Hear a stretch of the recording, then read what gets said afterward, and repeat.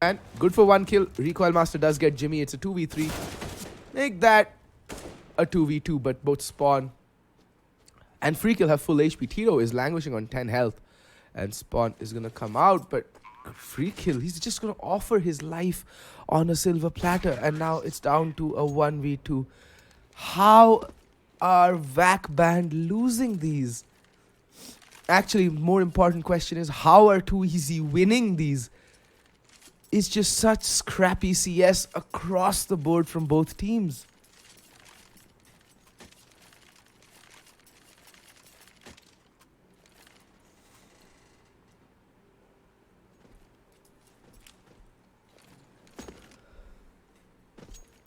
Recoil Master smokes off jungle. Rane Kaka with the hand cannon. Not really gonna work out, but Chris, meanwhile, over towards the apartments, does get Tito Savage.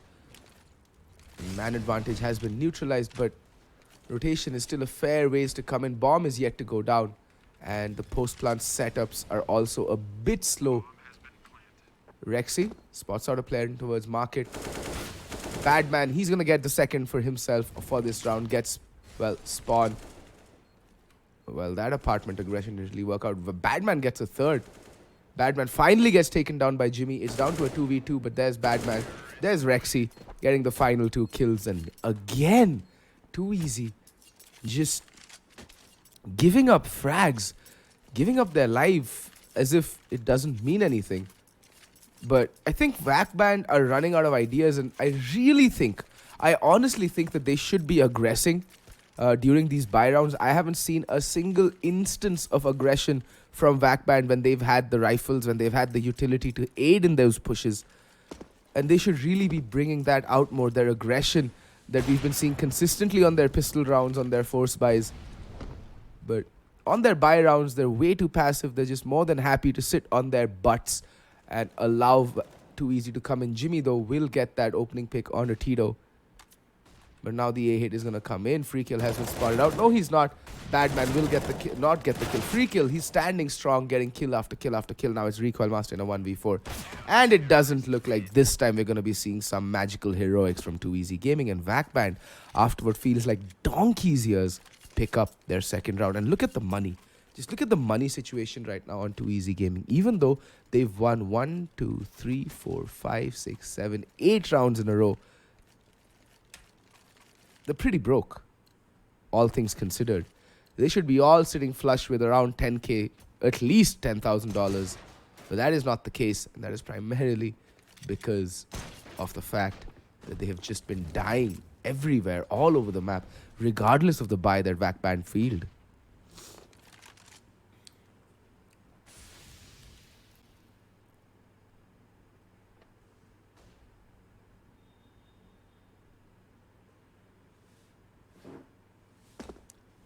Rane Kaka making some noise. He's just trying to feign the fact that he may have jumped down.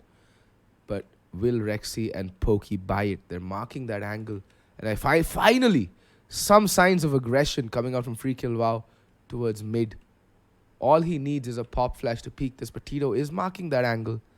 Tito is going to go out. Will he expect the aggression? No, he's not going to go out. He's going to fall back. He's just going to mark for the push. So passive, both the teams. They're just playing like scaredy cats, both the teams. No one is taking any initiative. Tito's going to line up some next level EU smoke.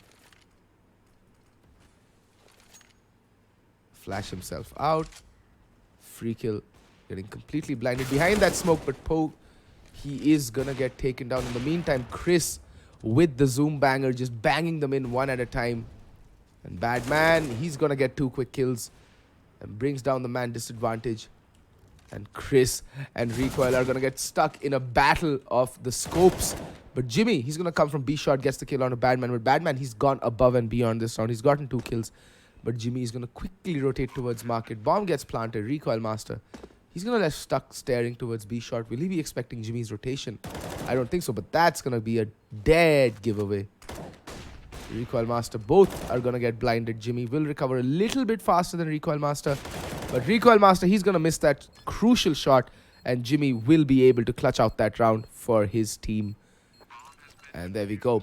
Vac Banned winning yet another round. That brings them to 5 rounds. And for the last round of the first half, Too Easy are going to be quite abysmally broke. And Rane Kaka with the Pyok Pyok cannon or the auto sniper.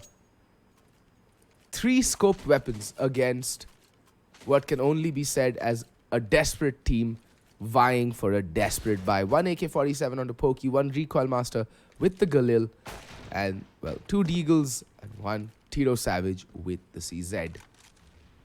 I want to see where the auto sniper goes, and it's going to go to B. But for all intents and purposes, it looks like it is going to be a hit towards the A bomb side. It's a very good play from Jimmy. Make sure the players are stuck, but Jimmy is just so blind. But free kill. He's just going to mop kills up. 3 for him this round already. And the auto sniper doesn't even get a chance to come out and play. Free kill on the ace. Rexy, the last player left alive, spots out Chris. But free kill. He's hungry. He wants that ace. He wants it bad. Free kill pulls out everything, but he's run out of bullets. He's run out of options. And Rexy realizing the futility of this because the bombs dropped out in the open. And free kill's going to get shot in the back by his own teammate. Rane Kaka's like, nah fam, you don't get the ace. Sit down. Sit down. And Spawn is going to end that first half in style by shooting Rexy in the testicles. Instant castration.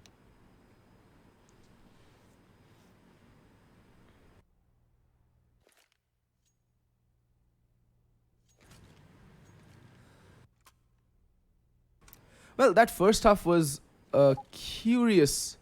Well, it was a curious first half because the score doesn't really tell you how close the rounds have actually come.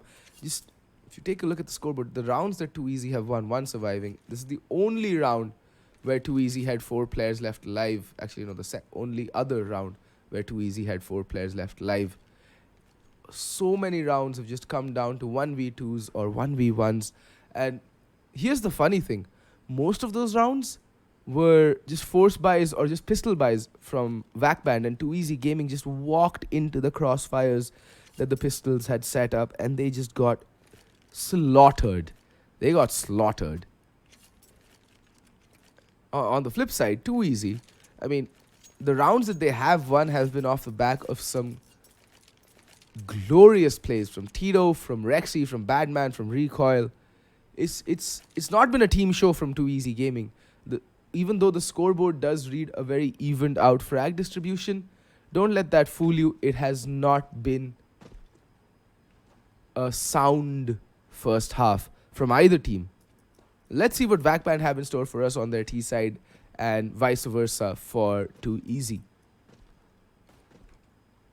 Badman just baiting Pokey in, and Pokey, he's going to show some tremendous trigger discipline.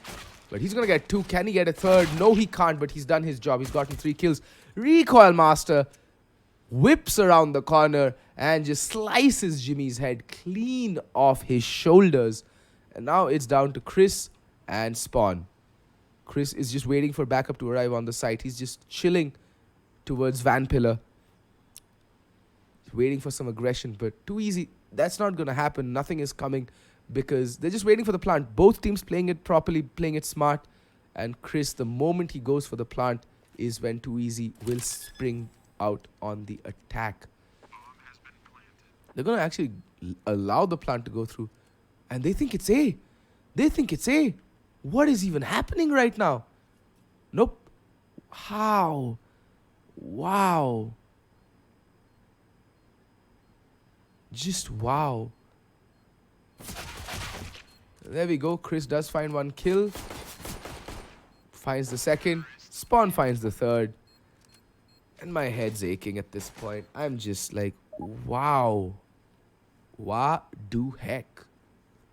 Vac Banned going for their 2nd tactical timeout. But it does seem 1 player has timed out from their team. And Vac Banned, to be very honest, they're a team that has really suffered from these connectivity issues. Players just keep timing out left, right, and center.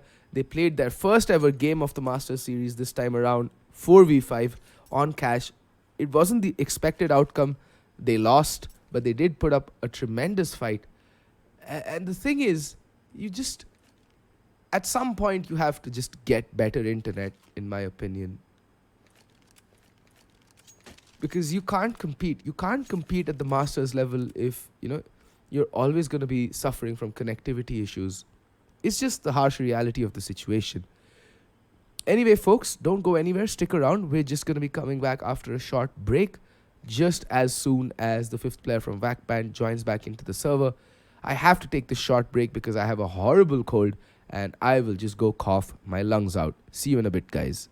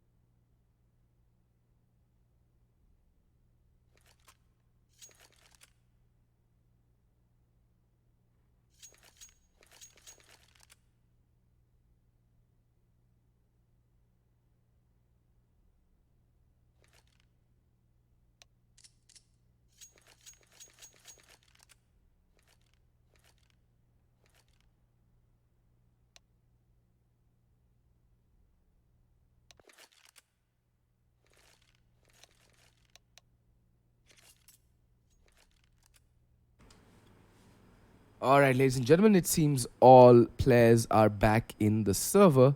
So we're just waiting to clear out any other technical difficulties that the players may still have remaining. And we'll be ready to go into the round. Vac Banned picking up that pistol round, even though they were a man down. And too easy. They just lost the plot. It just came completely unraveling around them. And to be honest, this affords Vac Banned a window of opportunity back into this game. And all they have to do is capitalize on this force buy and win it. It's easier said than done, especially considering the history that we've had the history that we've witnessed throughout the ESL India Premiership so far, and how teams actually struggle against the anti-force buys, especially with the OP CZ these days. The CZ is just such a ridiculous gun. And Recoil Master, he's just going to go for the upgraded pistol, no armor, because, clearly he's eyeing that AWP in the first gun round, which is going to be the 19th round.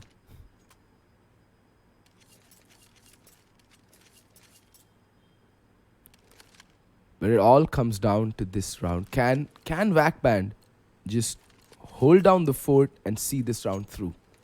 Remains to be seen. And we will be seeing it in just a little bit. Just upgraded pistols and armor, except for Recoil Master, who's going to be playing only with the CZ. And there we go. A lot of nade damage being taken by Chris Overlord, but it's just a fake. It's just a fake to try and keep too easy guessing, keep them on their toes, because the bomb is still chilling towards T-spawn. Rexy hasn't spotted anything, so they're not going to rotate. Tito still playing towards from CD spawn. It's a very retakey setup towards the A bomb site. I mean, if they do relinquish and lose the A bomb site, I think the remaining players, whoever is surviving, should just save. There's no point going for a retake against on the A bomb side on Mirage with no utility. And Tito, he hears this, and there we go.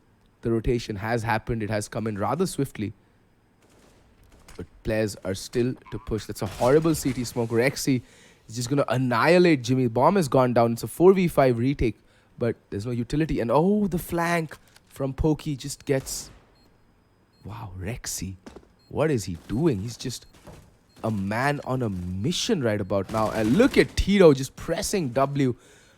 He's just going to annihilate that Palace player. And Tito gets another. Bomb's getting stuck.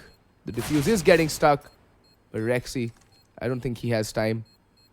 It's going to come very close. He's going to cut it very, very close. I don't think he's got the time. Oh, he's got it. And too easy. Just like how they lost their anti-force on their T side. Vac Banned is gladly returning the favor. And it's another anti-eco lost for another Masters team in the ESL India Premiership. Ridiculous is what I call it. Comical is what some may call it. But, well, it's always fun to watch. It's always fun to watch those Deagles, CZs just go off and go bananas.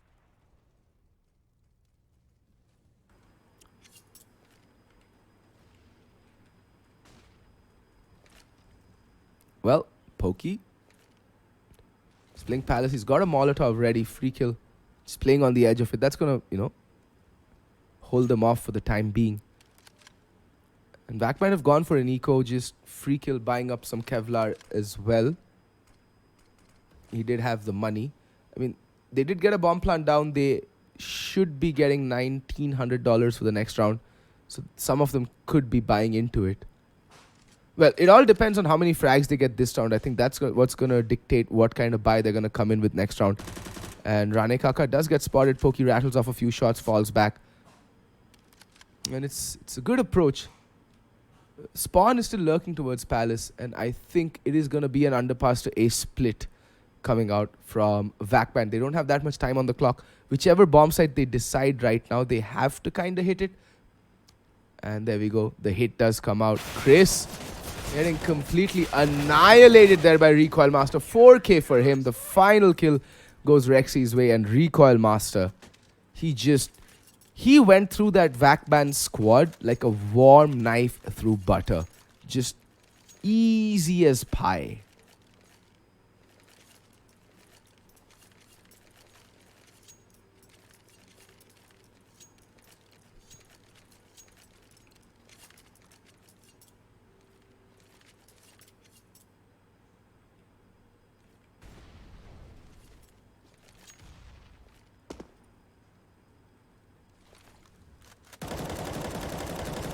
Recoil Master, he brings free kill down to 1 HP.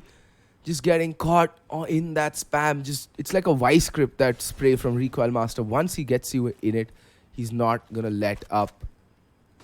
Oh, Rane Kaka tags him through the scaffolding, but Recoil Master able to beat a hasty retreat. And Tito with the FAMAS, he's playing up close and personal. Batman has also taken some damage. He's down to 36 HP. It is the armor AK buy-up, the light utility buy-up coming out from Vac Banned. And they are going to have to go for like somewhat of a dry-ish execute, either onto the A or the B bomb site. And so far, it looks like Vac Banned are inclined to go for that late A split take. If it works out, it's going to pay dividends. But Rexy, he's holding the line. Still got a couple of, some utility left on him, but needs to use it fast. Rane Kaka does spot him out. There's the Molotov. And Recoil Master is still playing. Now he's switched over to jungle. But the hit has come in. Nice pop flash. Tito Savage Gonna flash himself out yet again, but he's gonna get taken down. In the meantime, Rexy has found Rane Kaka. And Chris, well, he's made his way in towards jungle, in towards sniper nest. Bombs planted for ramp. Free kill gets spotted out. Jimmy, I think he also got spotted out playing towards sandwich.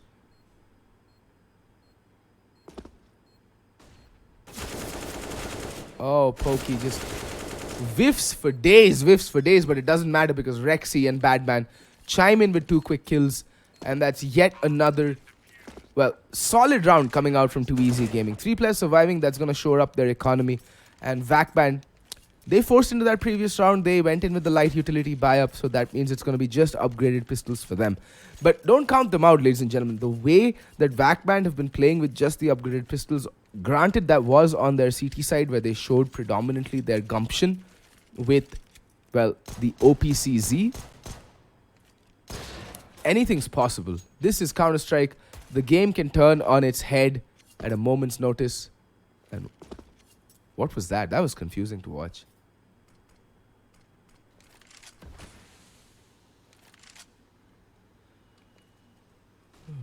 Badman and Pokey playing towards the B-bomb side. Pokey should just let that Molotov, go. And Badman does have yet another Molotov remaining onto him that can be thrown if and when the B hit comes in full earnest. This is what we call precautionary utility. Just throw it down to delay the pushes from the T's. And just hold them behind the smokes, the Molotovs, the nades. And just, chip away at the time. But free kill, he's going to come pushing. There we go, the B hit does come in. Badman should throw down that Molotov right about now. But nope, that's not going to happen. Because Badman, Recoil Master, Pokey, they're just going to annihilate this B hit. But they are going to get taken down. And Recoil Master, they're all in towards the B bomb side. But free kill, he's put his Air Jordans on. He's booking it. Tito, though, he's got the number. He's waiting for that rotation to come in. And Tito is going to put a 7.62 bullet in between Free Kill Wow's eyes. And 2EZ will coast on over towards 13 rounds. It's looking a lot more par for the course how 2EZ have been playing on their CT side. Vac Banned, though, now they have the full proper buy. They have everything going for them. All the utility, the armor, the AK-47. This is their round to lose. They have to pick this round up. Otherwise, the writing's kind of sort of on the wall for them. And there we go. A lot of aggression towards mid. The smoke does come in. It's a fasty play. It's kind of a fast play towards mid. But now they are slowing things down. Free kill has been posted up behind boxes. But Chris is going to go pushing. But look at that. Finally, some map control plays coming out from 2EZ. They've gotten B-Apps control, so they know it most likely will be an A split.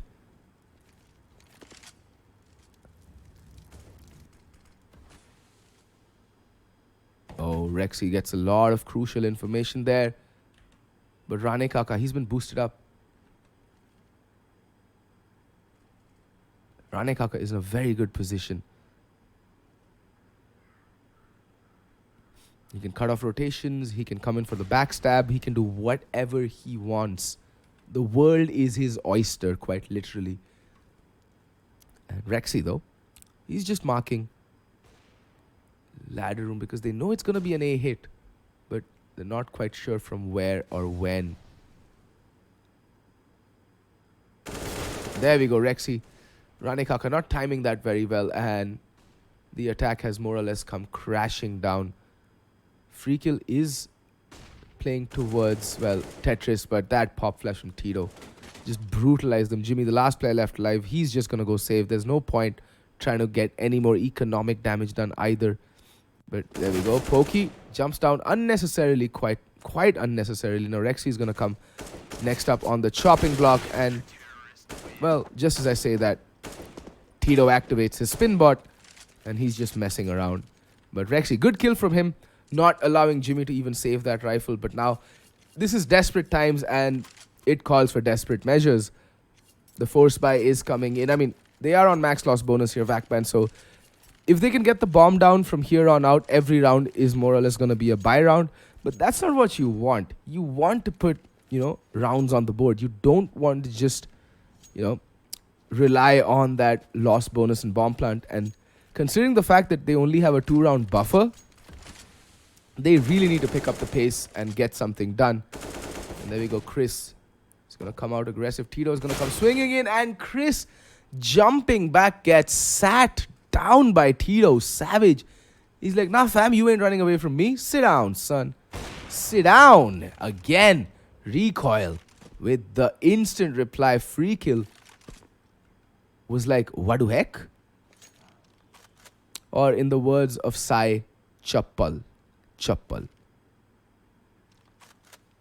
Jimmy just holding that angle. Pokey not overextending, playing that very well, to be very honest.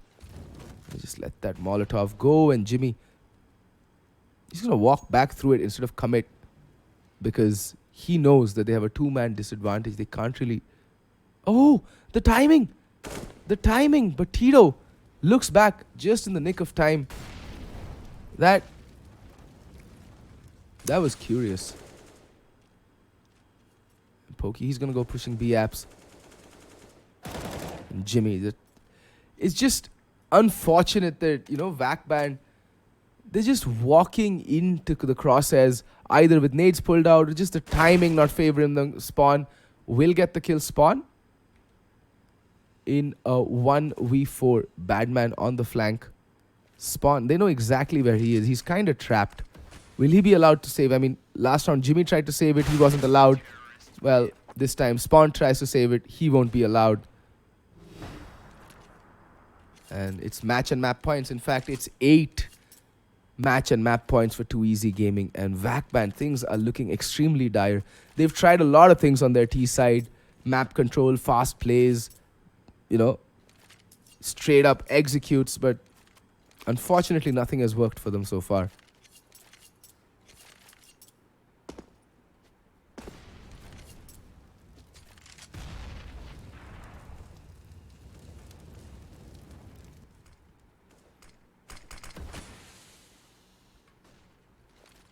Oh, free kill.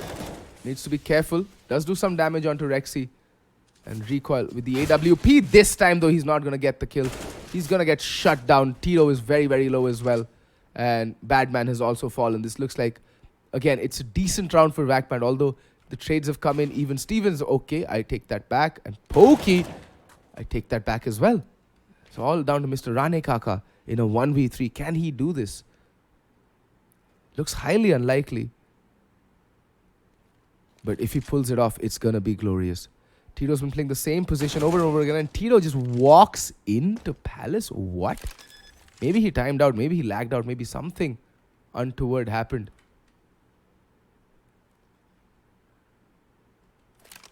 Yeah, I think the Too Easy lineup has maybe timed out because nobody's moving. Yeah. That's unfortunate there. Too Easy just timing out on the precipice of victory. This is just so... This is just... I have no words for it. It's just so BSNL. That's all. It is just so BSNL. Bullshit Network Limited. Just completely. Even Rane Kaka is confused. He's like, I know 2 of them are alive.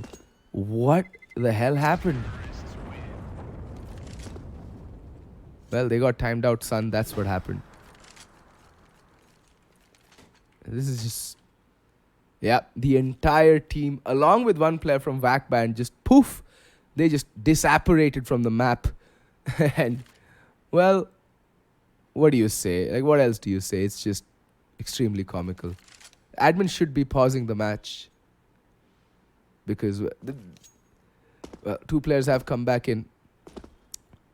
Well, guys, obviously this round is going to get replayed. So don't go anywhere. I'll be back when all 10 players are back in the server. So stay put, and we'll be back with some more riveting Counter-Strike action very, very soon.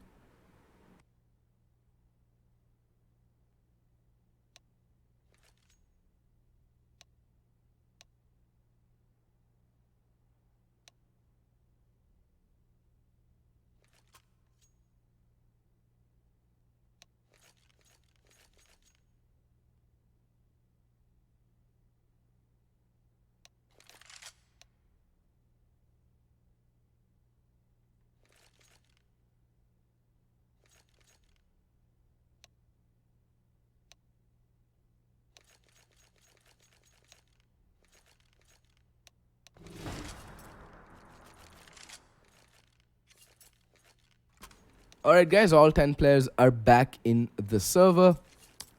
And we're all but ready to go live with this game and see if Vac Banned managed to find a way back into it. It's looking highly unlikely because Too Easy is not a team that just up and throws away a 7-round lead.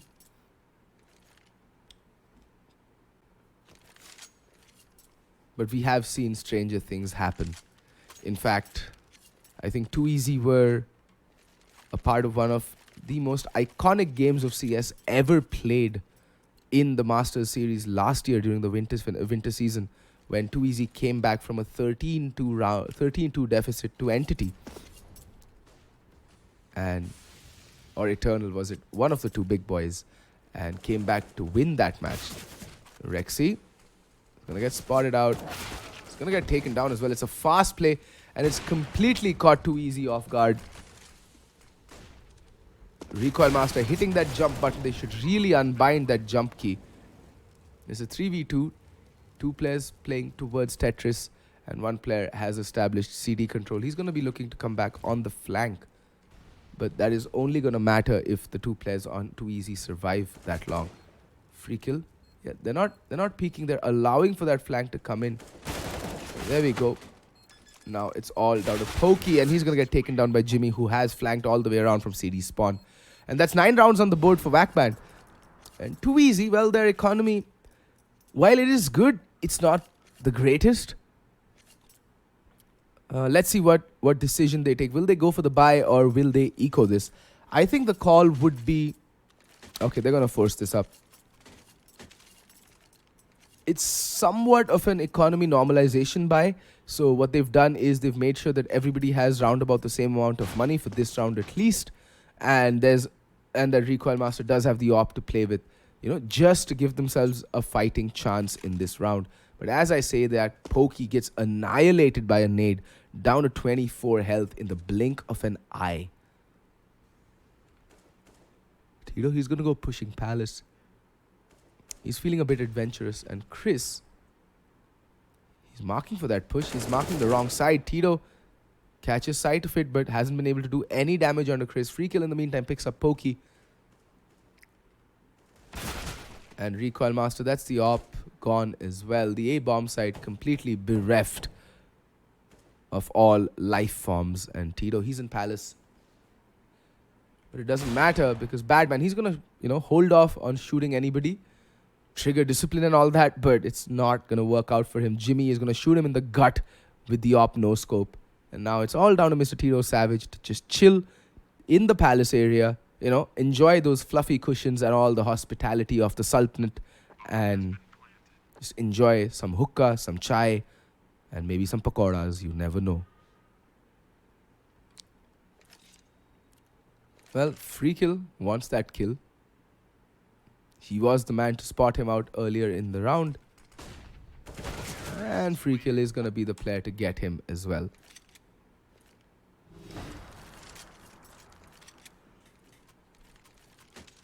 Well, Vac Banned seem to be on the verge of mounting a real comeback. And this is going to be the round that decides it. Either Too Easy win out, or Vac Banned may actually just come back into this game, because they're going to, if they win this round, they're going to completely annihilate Too Easy's economy. And, as I say that, the first thing that happens is an A rush. They've just come bursting out onto the A-bomb side, dry, no Molotovs, no flashbangs, nothing.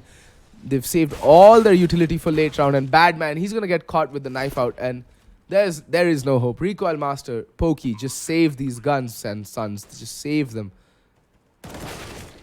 And as I say that, Pokey gets decapitated by Free Kill. What an explosive round. Vac Banned. See, if you have these kind of rounds in your repertoire, bring them out faster. And there we go. All 5 players from Too Easy Gaming are now resting in pieces. That blitzkrieg of a round from Vac Banned, and Too Easy Gaming were left scratching their heads. Now, they are going to be on their 4th round loss bonus, if I'm not mistaken. I am not. So, they can go in for an armor pistol buy.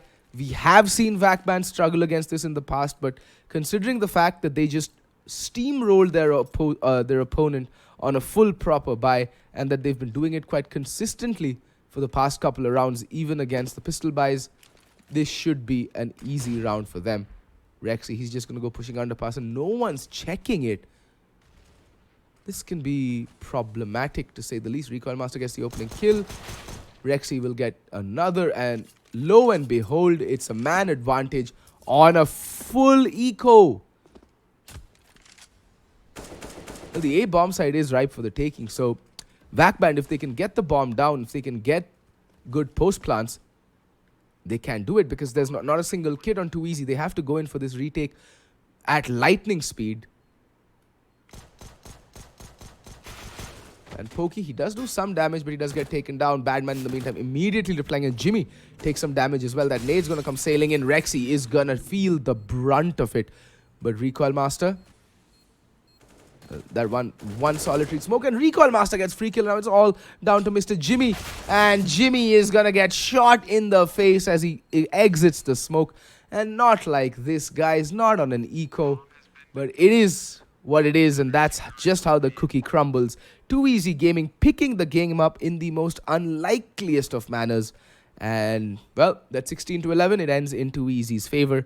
This has been fed from, well, So Strong, and hope you guys enjoyed it. Do hit that subscribe button, hit that like button, and don't forget to hit that bell icon for, to get notified for daily awesome live streams of the ESL India Premiership. This is Fed signing off.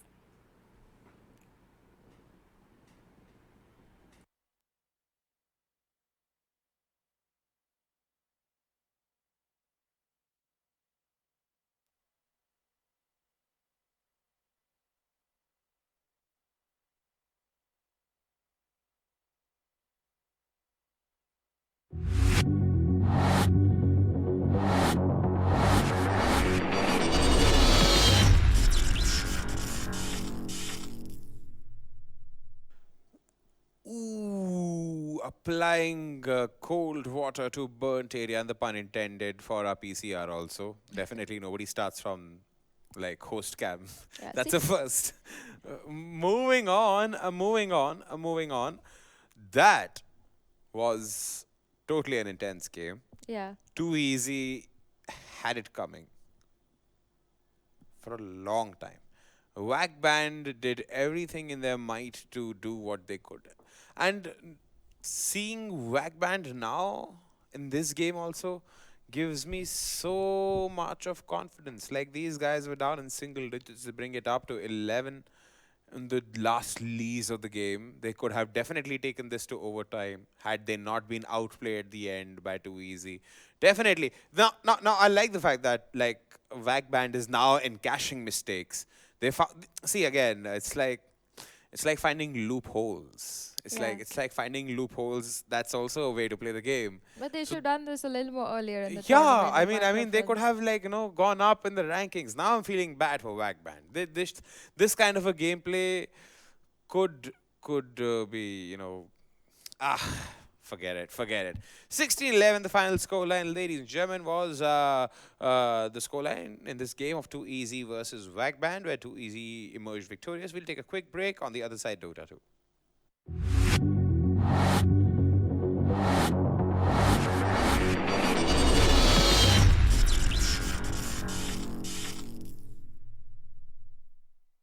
Alrighty, we're back with that short a break, and now we're back with Dota 2 here.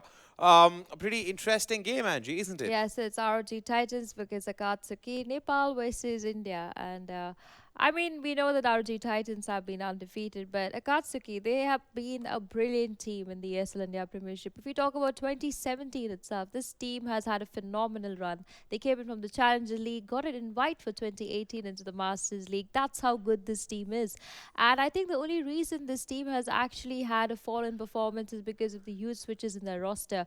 Otherwise, if we just talk about the captain Madra, he's been playing the game, I think, for about 4.5, 5 years now, and he's always looking looking for new players in Nepal to join his team. And I was having this conversation with Gotham the other day about how, he asked me, is it that there are lesser players in the country due to which they have the struggle of finding good players? And I told him definitely yes, because that is always a concern for Sagar.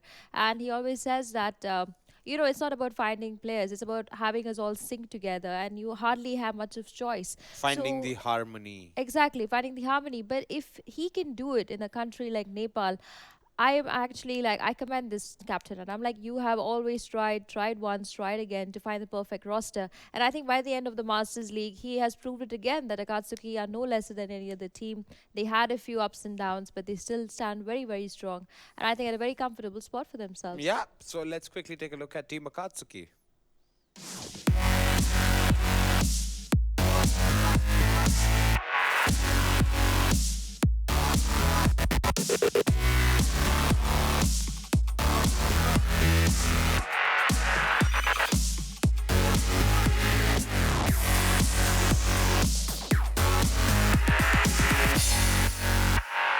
Alrighty then, that's the Nepalese boys, their Team Akatsuki. So while we're at it, let's quickly take a look at Team ROG Titans also.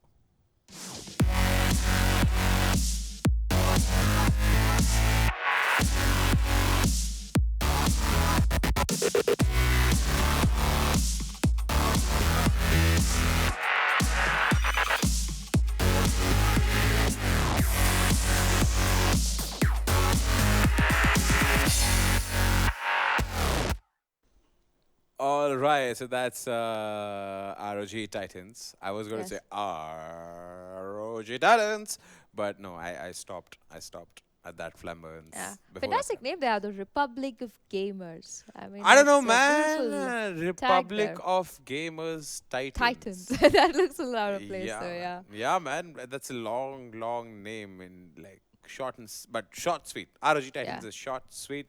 They do the job. ZXE, Evil Ash, Bata, Bug, Mage, everybody, man. These are really wonderful people in person. Yes. Excellent players of Dota 2. I mean, now I see it's very weird. I want to share this with you. So, what? It's been like 2 years. Yeah. Like it's not been a long time in esports. I think it was Invisible Wings. That Yeah, India I founded met Bata when he 2016. was still with Invisible Big Wings in 2016, and Yeah. I remember he was this tall and like he was like a baby. Like Are you serious? yeah, he looked like a baby. I just want Okay. to like pick him up and like go like oh you woo, woo, you woo. And then fast forward 2 years, 2018. I see Bata A35 here in this photo. Man, the man looks like gruff as fuck. The man looks gruff. So moving on, that is Akatsuki and ROG Titans for that point of matter. Yes. Moving on, Angela, your keynote on this. I think since most of us already believe that RG Titans is going to win this game, I want to just say that for every other team that's watching this game, or every player sitting out there just watching, watch how the game is played. Watch how RG Titans really learn to dominate from the very first minute of the game. Or watch how Akatsuki learn to do their support. Sometimes people watch a game, they're like, oh, you know what, this team is anyway going to win, so let me just turn off the stream and, go play a game. But sometimes, just watching a game teaches you a lot of things. And I think this is one of those really pure matchups because it's a team that is not really used to Indian Dota. It's Akatsuki. They have a completely different game style in their country, and they play some exceptionally good Dota. Just like how the Bangladesh Team Council, you see them on the Chen, you see them on Enchantress, and you just come up with really good ideas on how they can pull off that roster. So this is one of those games where you can just sit back, relax, and enjoy how these two teams really pull off some really beautiful Dota 2 for us. Indeed. So let's quickly head off into the game and see it for ourselves then.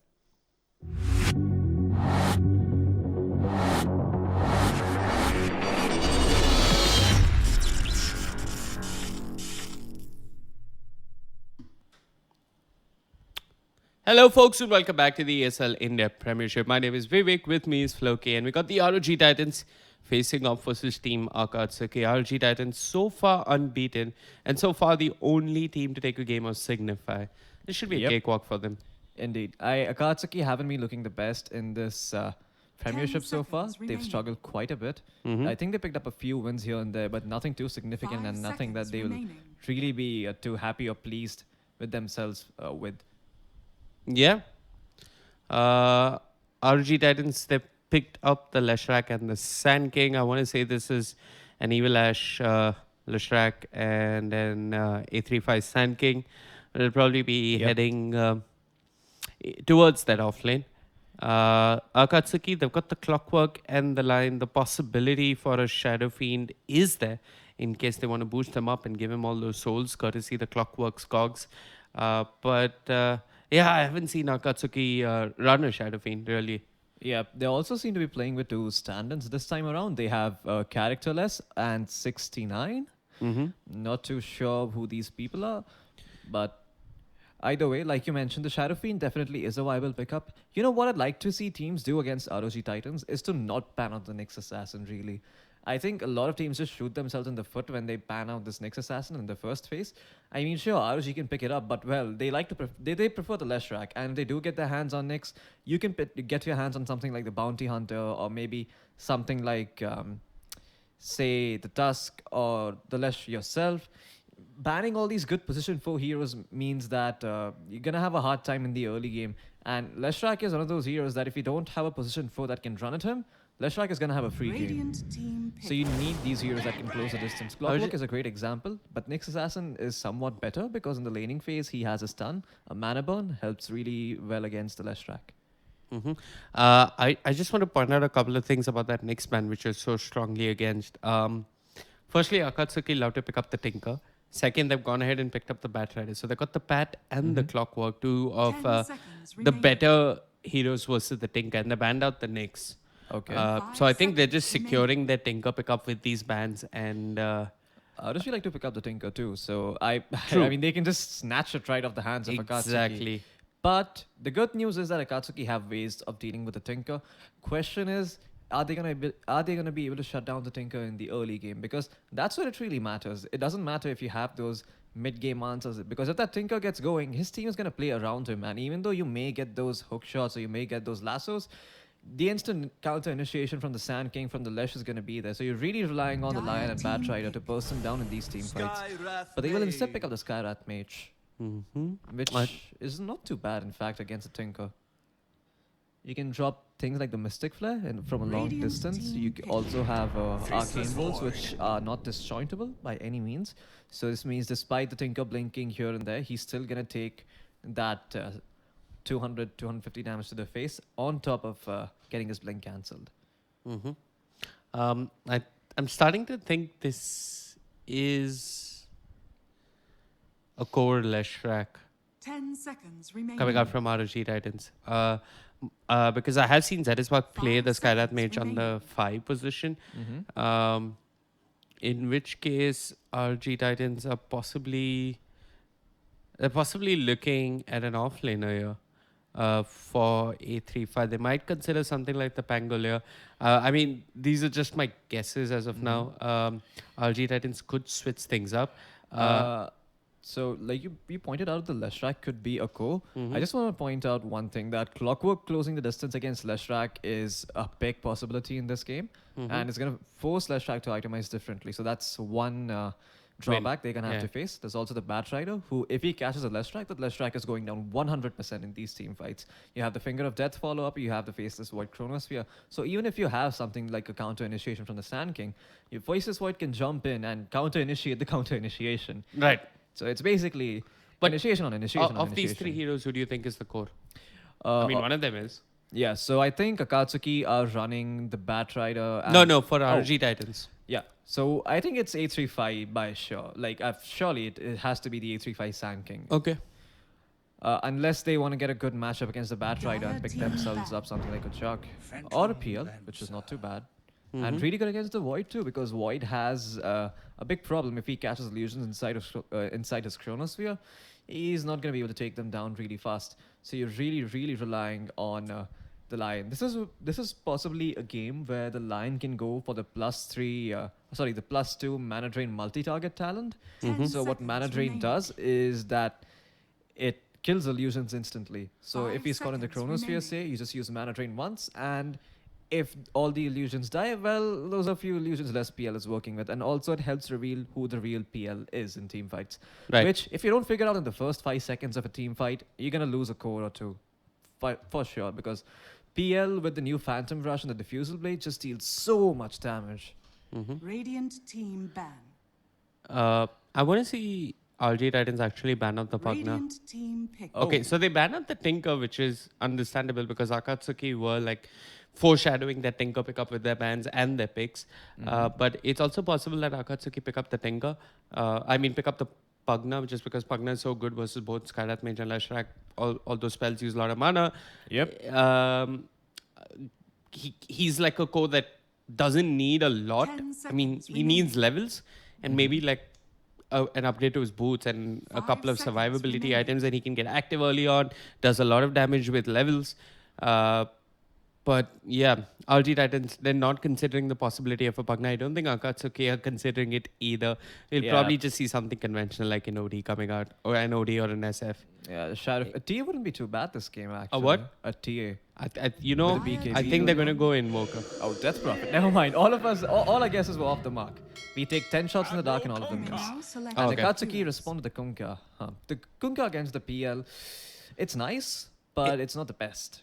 Because if the PL closes the distance between himself and the Kunkka, he's gonna have a hard time. And this is gonna be Dreamy, so I think Dreamy is the mid lane of Akatsuki. Yeah, it's a mid Kanka. Yeah, definitely.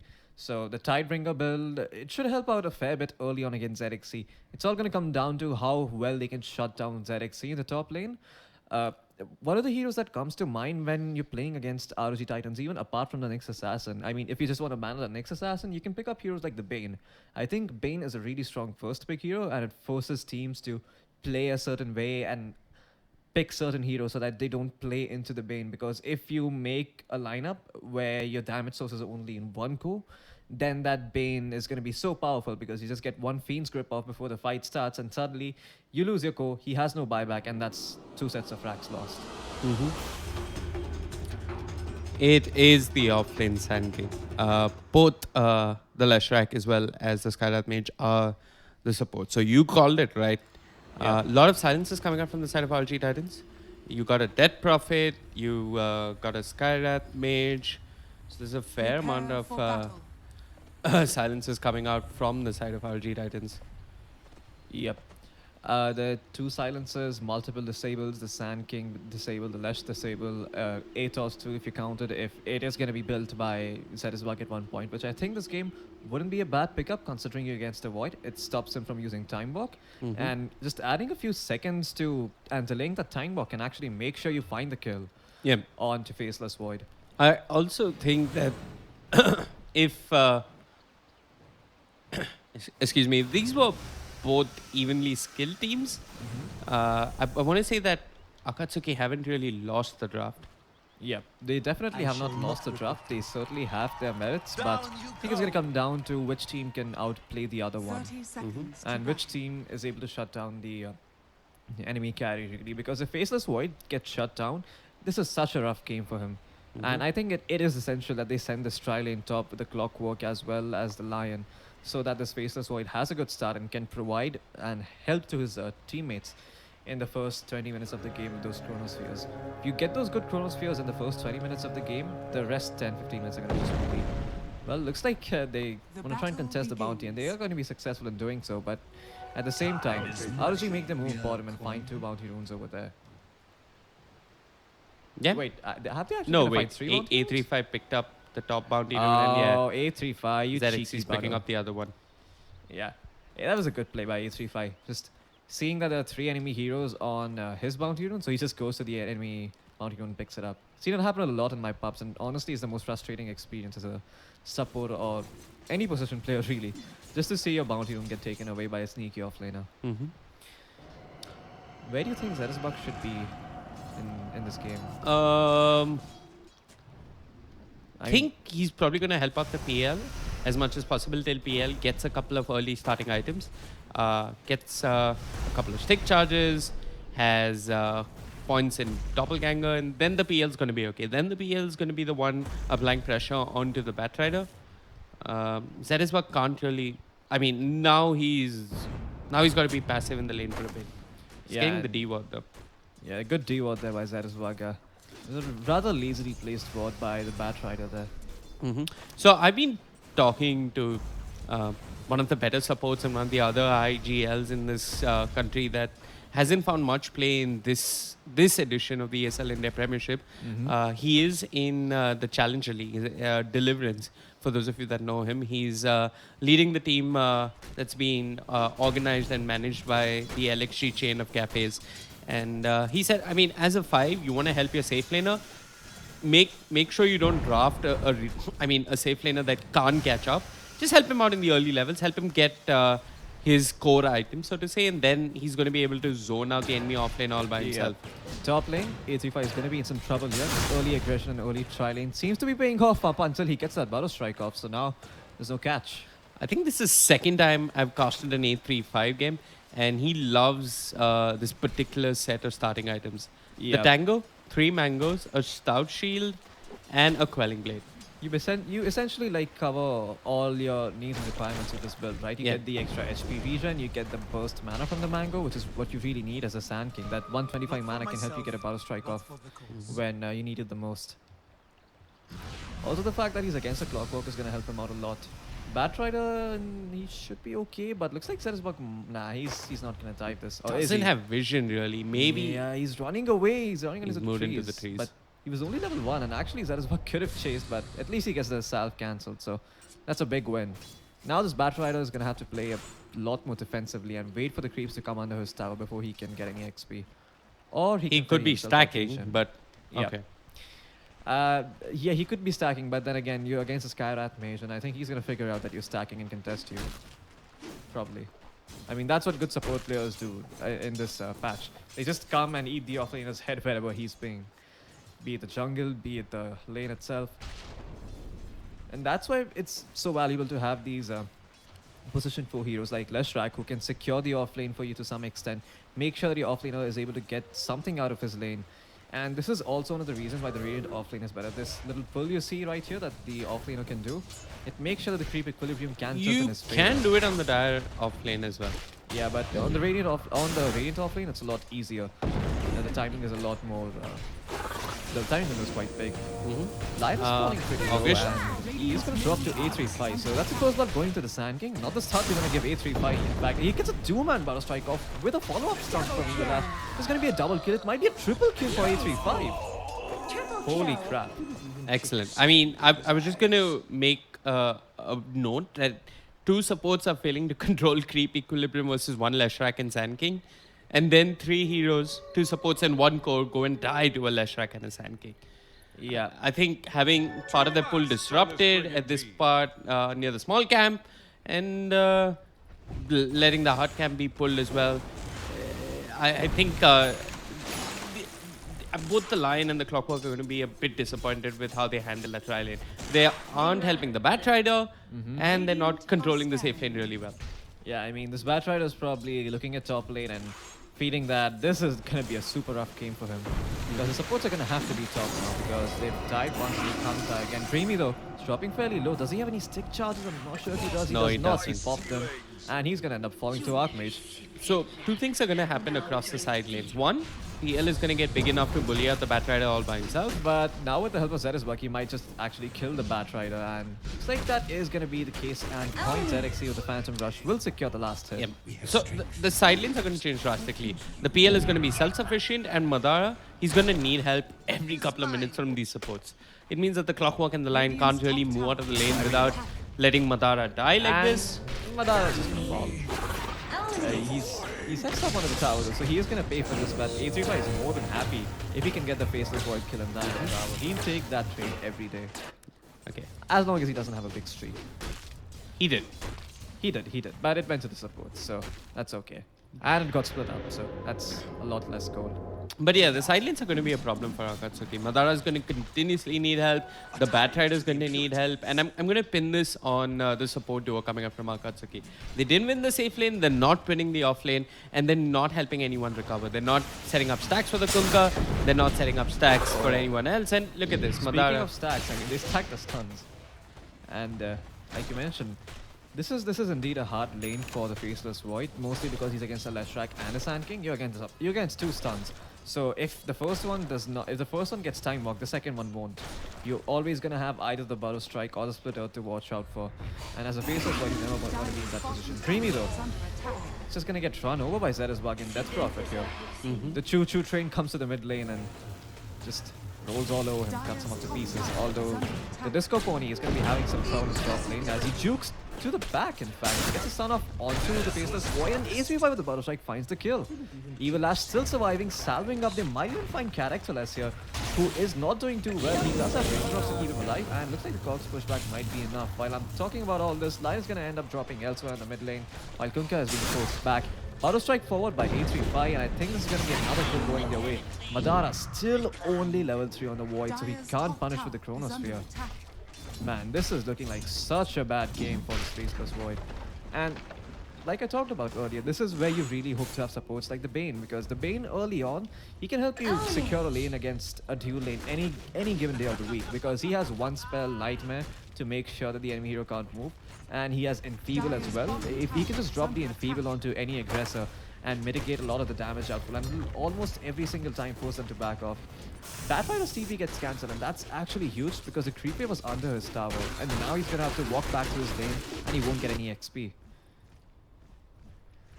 Mid lane, there are lots of heroes going on over there. Looks like there's gonna be some gank planned around the Kunkka boat, but Archmage, he's a wise man. He's gonna back off. Top lane. It's like another attempt onto the life of the Faceless Void. He's actually just gonna end up dropping here. The stun of the power treads actually coming in handy, making sure A35 has the attack speed.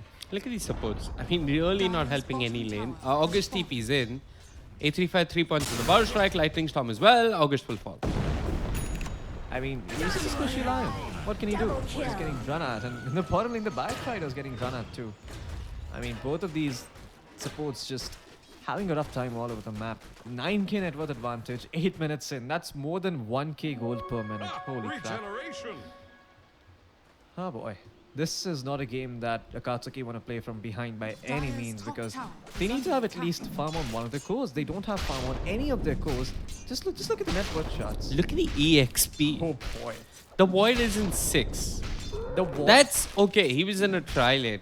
The Lesh has more levels than a Void, and I think that's something that you really need to make The sure Sand never King has happens. more levels, or as many levels as the enemy mid laner. That is a real problem.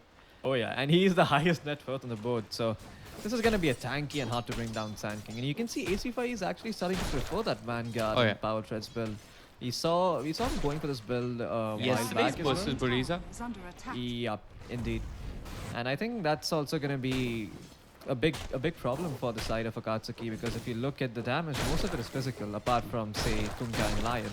This Vanguard is going to be a good pickup. More HP, the Soul Ring as well giving him more HP regen. So he can stay on the map and does not really have to go back to base too often. Which you can see, like nowadays with the 4-staff and Blink Dagger build along with the Soul Ring, you tend to have to go back to base fairly often at Sand King.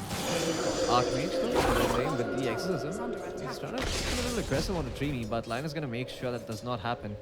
But this still opens the way to the tier 1 tower mid. And the Batrider, I mean, the entire line of Akatsuki seems like they're just huddled up in this middle lane. They're going to try and make an attempt on the ZXC's life, but he has so many illusions. 17 1 charges as well. Yeah. Adrenaline Rush doesn't have the Edict. Both not going to connect onto anything. Well, Tower's going to survive. The Exorcism is wearing off, so at least they managed to save the tier 1 tower, if nothing else. But Akatsuki, they should definitely not be happy with this, and I'm quite sure they're not.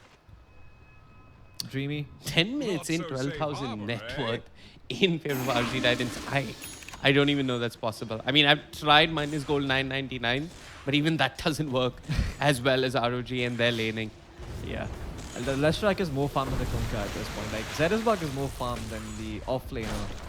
And, I mean, he's more farmed than the offlaner and the position fight combined on the side of Akatsuki. And I think, yeah, the story of why ROG lose this game is purely laning. Indeed. I think if you want to beat this team, you have to either go late or you have to go early. You can't go in the mid game. Or if you want to go in the mid game, you make sure that you're able to outdraft them. Which, I mean, Sure, you can try, but this is what the specialty is. It's really hard to outdraft It's them. not it's not draft. I really want pin it to the draft. I think we haven't even reached that phase of the game where the draft is going to kick in. I'm just going to pin it to how Akatsuki ran the lanes. The mid lane, okay, Kunkka gets outskilled. That's something you can to remedy. some extent forgive and even remedy, just get him levels, which he struggled to get. But the other lanes, not helping the Void, Void not finding EXP, and the Batrider not being helped either. You aren't applying pressure anywhere. You aren't enabling any one of your three cores. Dire's top tower is under Indeed. No attack. Quelling Blade on the Void either, so he's farming jungle quite slowly because of the Wraith Man. The Quelling Blade is an item that pays for itself eventually. This so you is do an wanna get it. off-lane Void for all. Yeah, intents. this is like a universe Void if I've ever seen one. He used to play it a lot. Hey, Universe Void used to get lads by 11 or 12 minutes. It depends. I mean, he's had rough games on the Void too, and I think the most memorable ones are the rough games because he landed beautiful chronospheres in those ones. Absolutely. Well, Dire's a beautiful top tower chronosphere. is under Maybe attack. that's what Akatsuki need to come back into this game. They've hit level 6 on the Void. He's inching closer to level 7. Yep. They've got to start hitting chronospheres. Yeah. And they've got to start... I mean, their first chronosphere is probably going to net them Zeresbug at best. Zeresbug and Evil Ash. That's what they got to look for. Yeah. I mean, they simply don't have the damage to bring down heroes like the Death's Prophet and the Phantom Lancer. Nope. And I mean, maybe if they melt the finger, the Dire's boat, top tower and has fallen. something like a rocket flare and a few bashes from the Void, maybe they can bring down the Death Prophet, but it's still a tall order. So you probably want to get yourself kills on the supports using the Chronosphere, not blow any of your big ultimates, and as soon as the supports are dead, you get that gank up successfully, smoke, go to the next part of the map, and just continue this string of pickoffs. Don't let ROG ever get all the 5 members up. Dreamy, sir. That was a little too close for comfort. Yeah, he's trying to get the cleave off of Kunkka, but looks like Adrenaline Rush. He is going to try and take down Clockwork, but Clockwork is just going to back off because Evil Ash is out of mana. The concussive shot Wait, flying through. what? I stopped following him because I expected him to survive that, but okay. How many points is that? Okay, it's a maxed out concussive shot. Okay. It is a lot of damage if you do max it out. I just didn't expect him to max it out. Yeah, I mean, even with the raindrops, and the Mystic Flare now actually doing so much work. The beautiful 3-man Chronosphere from Madara is there, but where's the follow-up? You don't have the finger on the Lion, who's still level 4, and as a result, the Death Prophet, he's going to survive for a little while longer, although at the end of the day, she still goes down. Those are 2 ultimates coming from the side of Akatsuki, and now they're going to lose the Clockwork. A35 still surviving through all of this, has a bunch of HP with the Vanguard, the Batrider doing his best with the Firefly and the Napalm, but simply not enough. ZXC comes in on cleanup duty, and just tosses the members of Akatsuki into the dustbin. Yep. I mean, I'm impressed that they managed to kill off Archmage. I think he didn't have the split siphon going. He still bought time. Bought time for ZXC to come in. Yep. Not too bad for Akatsuki. They needed a chrono. The chrono was there. But if your Kunkka is dead for the duration of the chrono, that's no good at all. Yep. And you can see 14 minutes in, because the Lion is still level 4, they didn't have follow-up damage in the form of the finger. If they had the finger there, that fight would have been completely different. But because they didn't have the finger, the Death Prophet survives a little while longer. The Phantom Lancer makes it just in time. 835 survives. And none of that would have happened if only they fixed their early game slightly. You can see... No, they're but losing- I mean, what they're doing... Okay. I mean, what they're doing right now is really bad. Akatsuki just getting run at all over the map. They have no map control at this point, and they're just using ultimates to back off, but even that does not end up mattering because you still find the kill on the Lion. Yeah. So that's essentially a wasted boat, and a boat has a sort of a big cooldown in this early game, really. Dire's middle 60 tower seconds is not a under short attack. cooldown for the first 20 minutes at least. Top lane though, A35 doesn't give a hoot. He's just gonna go onto the Batrider, and now with Evil Ash coming in, they may actually find a kill. The raindrops are there to secure his light, but only for a little while longer. It actually makes sure that the kill goes the way of... okay, well, it went to Evil Ash. Thought it would go to ZXC, but that's still okay. The Leshrac finding farm is always something that you can use. And oh boy, look at Madara just losing all his mana. While Exorcism gets popped and they find the mid tier 2. Okay, so I want to point out one thing that Akatsuki did, which was actually pretty decent. I think when you had a bad start in the lanes, you got to just let go of the idea of defending your tier 1 towers. They gave up tier 1 towers, they gave up one too many tier 2 towers, but they made that sacrifice so that Madara could get 6. The problem is Madara got 8 and then or 7 and then he came for that Chronosphere. It's okay. They got the Chronosphere, they got the Dead Prophet, but the problem is with all tier 2 towers down and the Chronosphere cooldown working against you, you can't really offer too much. I mean, This is good. I mean, they're punishing supports that are out of position. They're not sure if Evil Ash is out of position. very optimistic by Evil Ash. He's just gonna Yeah. get fingered and Tidebringer down. Exactly. So that's going to buy them time. Now they should probably smoke with the Chronosphere. Yeah, Zerix. They should at least either be doing one of two things: deboarding or popping a smoke. Yeah, I think smoking right now is going to be a good maneuver for Akatsuki because they can make sure that this lineup takes time to come together. And really, if you can get pickoffs one after another, you can buy yourself 2 to 3 minutes. But Haruji are ahead of the curve with this Invis rune onto A35. Yeah. Oh boy. 6-9 has to be careful. There is an epicenter available onto A35, so he can just go for the solo kill if he wants. And looks like he won't even have to. He's just gonna pop the Chrono. sandstorm, pop Chrono, the just caustic do it. finale. Oh, the caustic finale should finish off the job. The crypt swarm, well, if the caustic finale won. The time walk off by Madara, but A35 has a use. He didn't go for the blink dagger this game. He's just gonna make sure he's just standing on the front lines and fires away. Sand King without a blink. Seems to be working quite well for A35 at the moment. Characterless, well, he just has to cogs and back off. Can't do much. Yeah, it should have done one of two things: smoked, or just used the Chrono there. Yeah. They didn't either. Well, Instead, both the Void and the Batrider ended up dying. They had this small window. I mean, when they say Southeast Asian Dota is too fast, it's fast because they make the most out of every window that they get. 25 seconds with both the Skyrath Mage and the Leshrac down. You want to get a couple of other kills. You want to get vision. Well, they got this D-Ward off. Indeed. I'm going to give them that. They got a D-Ward off here. The line did his job, but the Void and the Batrider needed to go and make a play.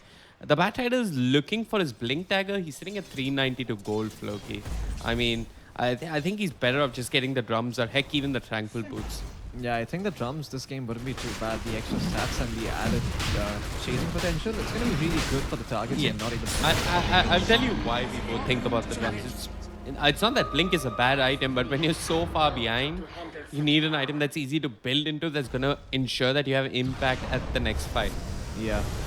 Look at this. That is not just soloing the Batrider, but the Batrider has a TP out and he juked well too, so it's going to make it out alive.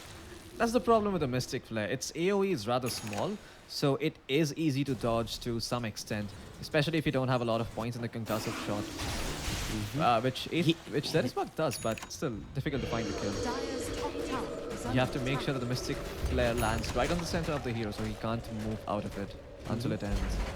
Zerixi also itemizing the fight, going for the Diffusal and the Sanjanyasha. Doesn't want to build into a Valkyrie and have any insurance for the late game. Wants to end this quick, wants to end this now. And RG knocking on high ground with Aegis on the Phantom Lancer. Oh, Clockwork, hook shot in, but I mean, there's no follow-up now. The Void has been used up into the air. The lasso is there though. It's onto A35, but Zerix is just going forward, making space for A35 to get back safely. And back to the objectives they go. Well, ROG not even expending any big cooldowns there, apart from Exorcism, and just finding themselves free racks. They can just go back mid, in fact, once Zerixi has a bit more HP going. They don't really have to wait for the next Exorcism. They are pretty strong at this point. And if they want, they can just play caveman kind of Dota and run at the lineup of Akatsuki. Yep. This is when you run at your opponents, when you got such a ridiculous lead. Yep, I think you just go back, shine up, and go for round 2 in the mid lane. Yeah. And if you win that fight, that's potentially game because, well, those enemy heroes down for like 40-50 seconds. You can get a tier 3 tower. And recovering from 2 sets of racks in the first 25 minutes of the game. Not going to say it's impossible, but it's definitely close to impossible. Huh. Zerisbug... Don't throw away. Don't. He won't.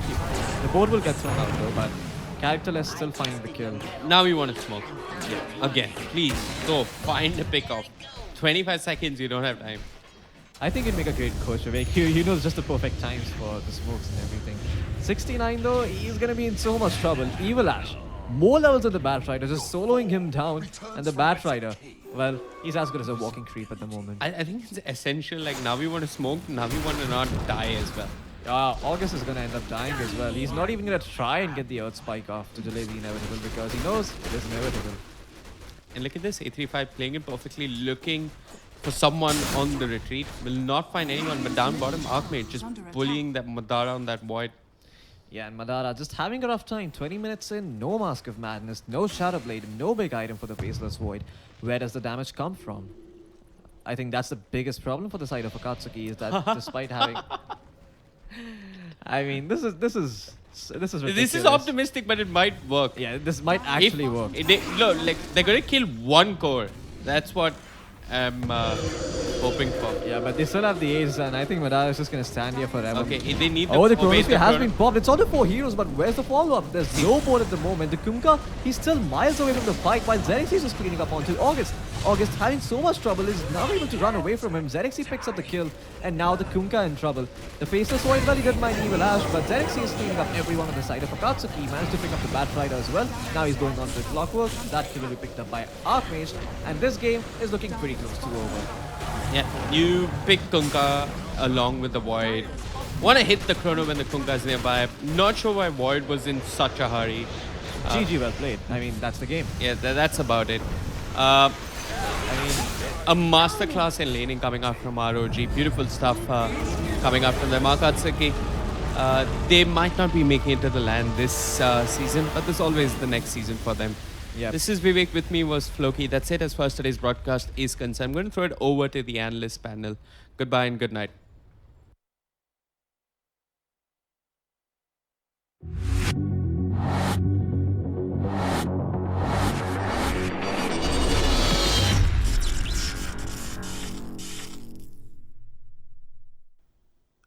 I was just discussing with Angie off stream how to counter PL effectively, and I know for a reason why PL is also known in the Dota circuit as Cancel Lancer. Yeah.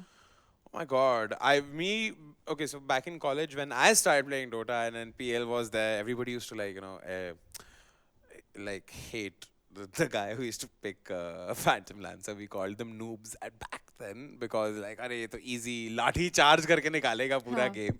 But in actuality now, when you see this game, it was lathi charge. It was lathi charge. entirely a lathi You charge. call him cancel answer even when he's playing. So there was a time in Dota. I don't know whether you played at that point. I think it was about. I'm 2 talking about years ago. 2010. I'm talking about 2016. There was a period. There was a phase in Dota 2 where it was Phantom Lancer and Keeper of the Light and OD and Omni Knight. These were the 4 heroes.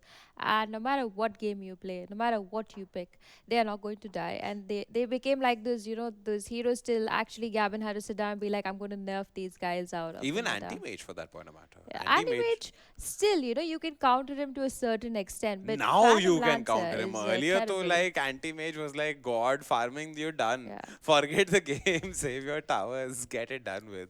Wrecked is the word we're fetching I think the from. best way to deal with a Phantom Lancer or any actually carry, as a matter of fact, is just to kind of kill him at least 4 times in the early game. Because if they don't really manage to farm that first item, which is the most core item, like for anti-mage it would Diffuse be replay, for example. a diffusal, for anti-mage would be a battle fury, for the Luna it would be a helm into a Manta style. You don't give them that early momentum. Opportunity You to- kind of just like have to make sure you block that entrance for them and not give them any opening. And I think if you do that constantly, a carry is not able to get to that same net worth, same lead, and you kind of are able to balance out the amount of farm the hero is getting, which indirectly helps you win the game. So, like you just asked me just now that how do you really counter a Phantom Lancer? There is no real way you can counter any hero in Dota. There's no unless, real way you can counter you a can. lathi charge, no, yaar, you come can. on. So basically, what you do as if you are playing against a Phantom Lancer, you just pick a hero like a Luna. You go into Manta, you go into a BKB, and or if you're playing an anti-mage, you make a very quick Battle Fury, and you make a Hex. Even I've seen Phantom Lancers who make a Hex on themselves. Sometimes I've seen anti-mage who make Hex on themselves. It all depends on your team composition. If you're a Life Stealer, go Infest Bomb into one of your heroes and go between all the Phantom Lancers and get out. You'll be able to I at think the least find out which is safest the way to real one. counter PL is still techies. I Like blow the entire. I think goddamn- Techies is the like, counter to any hero in the game. Like, Yeah, I mean, like I don't even need to be there. I'll just blow the entire except place up. Bristleback, of course, with late mail on. Apart from Bristleback, Oh yeah. I think every other hero in Dota could be countered with techies. But fantastic try though there by Akatsuki. They put out a good show, but at the end of the day, again, I think in this game they had 2 stand-ins playing, so they were not able to perform to their full grit and might. And the powerhouse of ROG Titans doing it again, taking that game for themselves very convincingly in a 30-minute win. I love that game. Okay then. Well, that sums up today's edition of the ESL India Premiership 2018. We'll be back again tomorrow with more Clash Royale, CS and Dota 2. But this is what we have for you guys from the studio segment for today. Remember, all of this brought to you by Omen by HP, HyperX and Intel, presented by Northern Gaming, ESL India. Everything's going on fine with that. We're like getting it done to you, you know, mano y mano every day. And Angie will keep making like dissatisfied faces at me like, oh, ये लड़का कितना बात करता है, कोई इसको चुप कराओ, please. And with that, we come to an end of the ESL India Premiership. Good night, guys. Take care. Cheers. Exactly.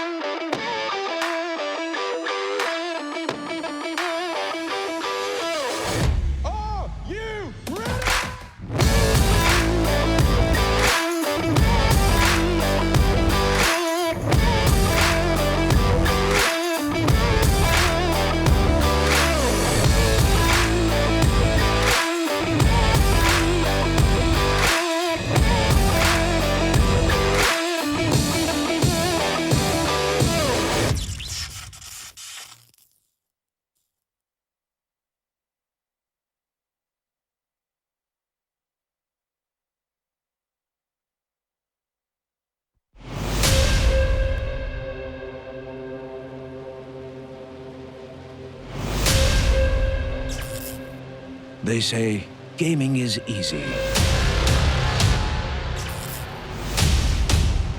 They say this is not a job.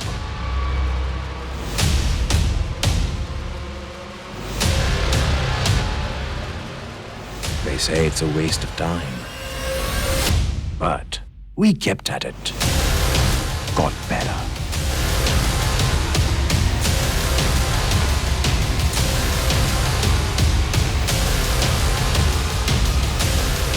We grinded, leveled up, and conquered.